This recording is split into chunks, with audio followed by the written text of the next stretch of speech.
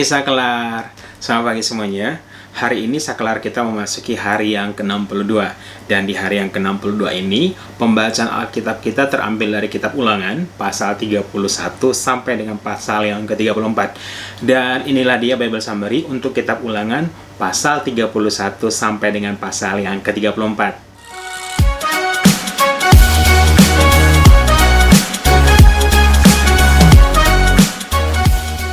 Pada pasal 31 dengan judul perikop Yosua sebagai pengganti Musa.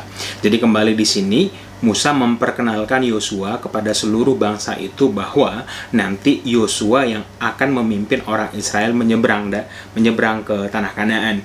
Dan Musa juga menegaskan bahwa penyertaan Tuhan akan ada atas Israel.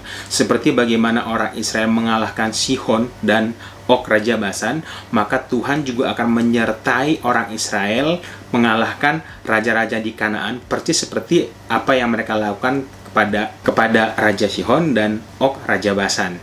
Hanya sekali lagi orang Israel harus meneguhkan dan menguatkan hati mereka di dalam Tuhan, karena mereka akan berjalan dengan pimpinan Tuhan. Dan kata kuatkan dan teguhkanlah hatimu di sini ada dua kali. Satu kali kata kuat dan teguhkanlah hatimu kepada Israel, kemudian kata kuatkan dan teguhkanlah hatimu kepada Yosua. Kemudian masih di kitab Ulangan pasal 31 dengan judul perikop pembacaan hukum Taurat setiap 7 tahun. Jadi di sini Musa mengingatkan kepada orang Israel supaya akan ada kebiasaan baru bagi orang Israel, yaitu setiap tahun ke-7 orang Israel harus berkumpul di sebuah tempat yang Tuhan telah tetapkan, ya. Jadi hari ini juga, hari yang ke-7 tahun ini juga bersamaan dengan Hari Raya Pondok Daun. Jadi orang Israel nanti berkumpul di situ semuanya. Nanti para imam akan membacakan hukum Taurat kepada orang Israel. Jadi semua orang Israel, pria, wanita, anak kecil, orang tua, orang asing, semuanya harus mendengarkan kebenaran firman Tuhan ini, supaya firman Tuhan ini atau Taurat ini didengar oleh anak-anak di Israel, supaya mereka belajar untuk takut akan Tuhan. Kemudian masih di pasal 31 dengan judul perikop pendahuluan nyanyian Musa. Jadi pada perikop ini Tuhan meminta Musa untuk membuat satu buah nyanyian bagi orang Israel. Nyanyian ini dimaksudkan supaya menjadi peringatan buat orang Israel dan diajarkan kepada orang Israel supaya mereka akan ingat selalu akan Tuhan. Nyanyian ini dibuat berlatar belakang karena Tuhan tahu persis bahwa nanti sepeninggalnya Musa, bahkan nanti waktu orang Israel tinggal di Kanaan, orang Israel dinubuatkan pasti akan pergi menjauh daripada Tuhan, pasti akan melanggar kebenaran firman Tuhan. Oleh karena itulah lagu ini dibuat oleh Musa supaya menjadi peringatan bagi orang Israel, sehingga ini dinyanyikan setiap saat, sehingga anak-anak generasi demi generasi orang Israel ingat akan kebesaran Tuhan. Pada kitab Ulangan pasal 32 dengan judul perikop nyanyian Musa. Jadi di sini Musa telah menuliskan sebuah nyanyian yang harus dinyanyikan oleh orang Israel dan diajarkan kepada anak-anak mereka sebagai peringatan, sebagai ingat-ingatan bahwa Tuhan telah berjanji atau telah mengikat janji dengan orang Israel. Secara garis umum, isi nyanyian ini adalah yang pertama, cerita bagaimana Tuhan memilih bangsa Israel dari begitu banyak bangsa di bumi yang Dia buat, tetapi Tuhan mengasihi dan memilih orang Israel. Kemudian bagaimana Tuhan memelihara orang Israel terutama ketika mereka berada di tanah Kanaan. Tetapi sungguh pun demikian, pemeliharaan Tuhan begitu baik, begitu sempurna dalam kehidupan orang Israel, tapi pada akhirnya orang Israel berubah setia, meninggalkan Tuhan dan menyembah berhala-berhala, sehingga Tuhan menghukum orang Israel, membuat mereka mengalami kengerian, bagaimana mereka di luar rumah dimakan pedang, di dalam rumah dimakan maut, sampai ketinggian atau keangkuhan orang Israel sirna, dan bagaimana bangsa-bangsa akhirnya menertawakan orang Israel dan menertawakan Tuhan, sehingga orang Israel pada waktu itu akan menjadi sangat rendah dan orang Israel akan mengingat kembali akan Tuhan mereka. Dan begitu mereka mengingat kembali akan Tuhan mereka, maka Tuhan akan kembali mengasihi orang Israel dan membalaskan segala perbuatan-perbuatan apa yang telah dilakukan oleh bangsa-bangsa terhadap orang Israel.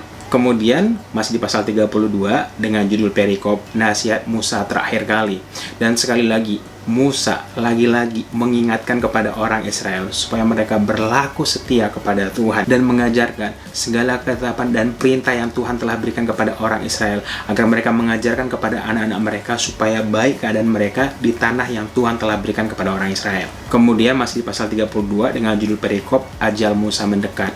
Jadi di sini Tuhan kembali memberitakan kepada Musa bahwa sebentar lagi Musa akan dikumpulkan kepada Harun dan leluhurnya, karena Musa tidak akan masuk ke dalam tanah perjanjian sehubungan dengan bagaimana Musa dan Harun melanggar kekudusan Tuhan di mata air Meriba yang ada di Kades. Kemudian kita lanjutkan di kitab Ulangan pasal 33 dengan judul perikop berkat Musa kepada suku-suku Israel. Jadi di sini Musa memberkati suku per suku di Israel. Secara garis besar, berkat yang diberikan adalah kepada Ruben. Musa memberkati bahwa walaupun nanti jumlah Ruben adalah sedikit, tetapi Ruben tidak akan pernah binasa. Kemudian kepada Yehuda, Musa memberikan berkat bahwa Tuhan akan berperang, akan menolong Yehuda. Jadi pertolongan Yehuda itu benar-benar hanya Tuhan saja.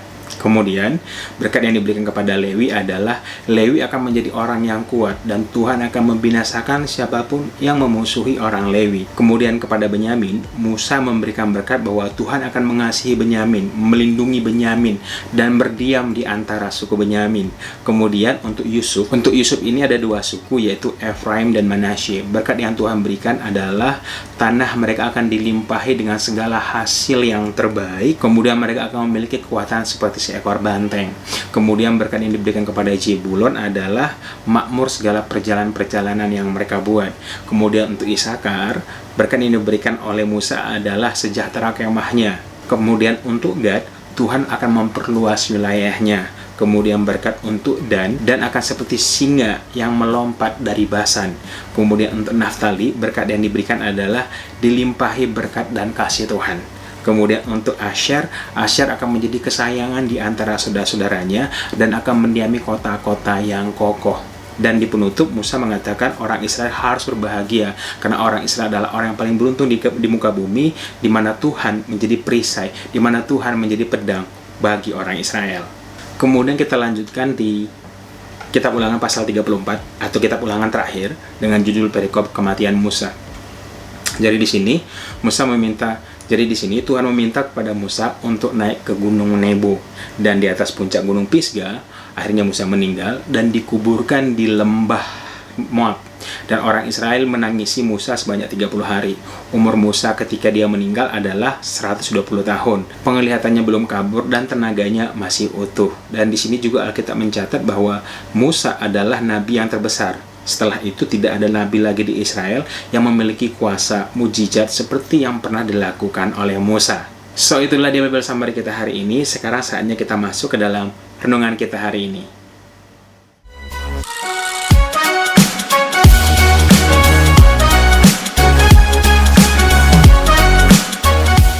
Renungan kita hari ini terambil dari kitab Ulangan pasal 31 ayat yang ke-6.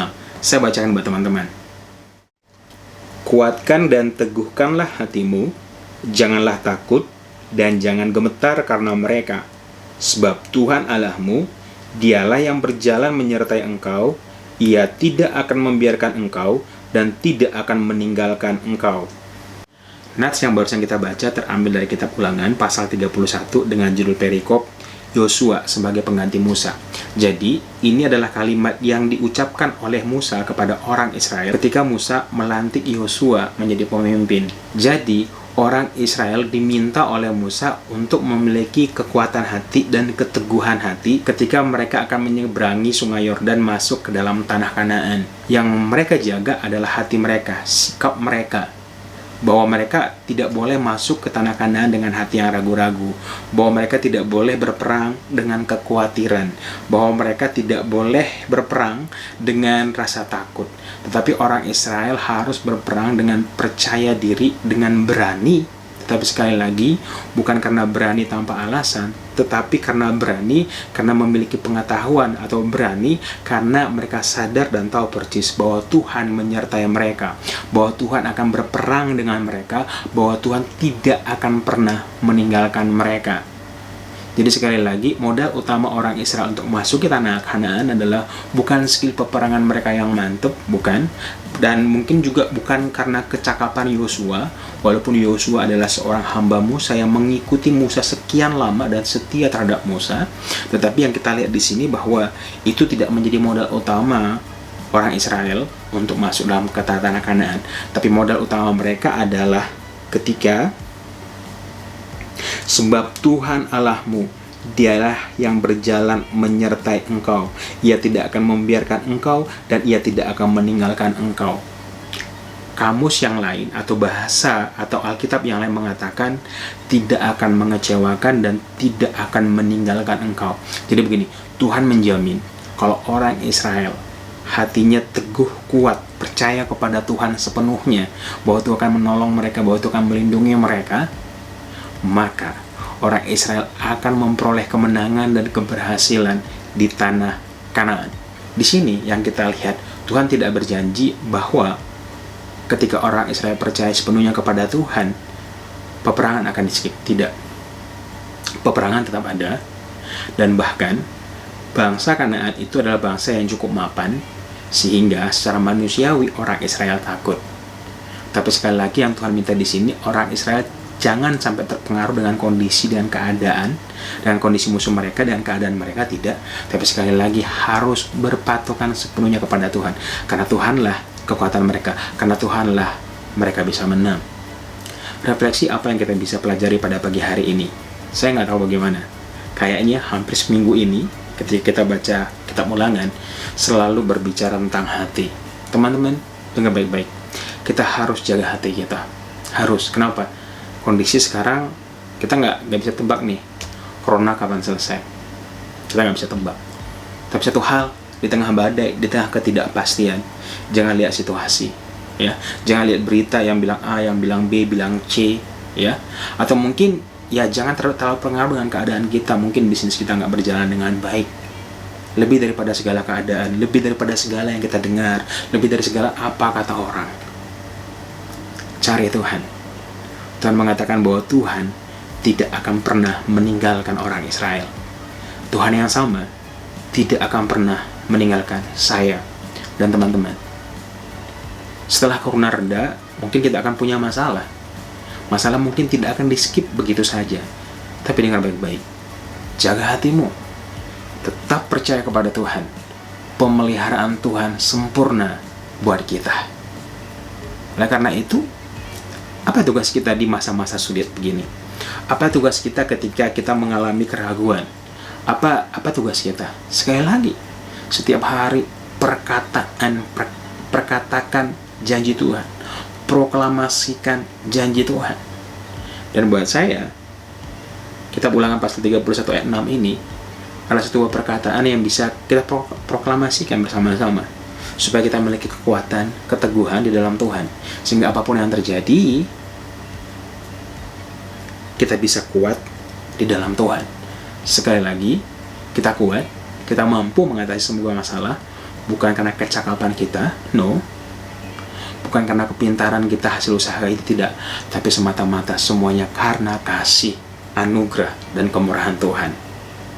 So, saya rindu teman-teman menyimpan pasal 31 ayat 6 ini dan membacakannya. Ya, mungkin tenang, kuatlah. Mungkin kita bisa mengganti kalimatnya menjadi seperti, kuat dan teguhlah hai jiwaku, jangan takut dan gemetar karena keadaan, sebab Tuhan Allah, dialah yang berjalan menyertai aku. Iya, Tuhan tidak akan membiarkan aku dan Tuhan tidak akan meninggalkan aku. Saya rindu supaya teman-teman memegang ayat ini dan memproklamirkannya dalam hidup kita every single day, karena ini sebuah janji yang Tuhan berikan kepada orang Israel dan juga janji yang Tuhan berikan kepada kita. So, itu dia renungan kita hari ini. Sampai ketemu besok di Saklar di hari yang ke-63. Tetap semangat baca Alkitabnya, baca Alkitab kita secara utuh dan menyeluruh. Tuhan Yesus memberkati. Dadah.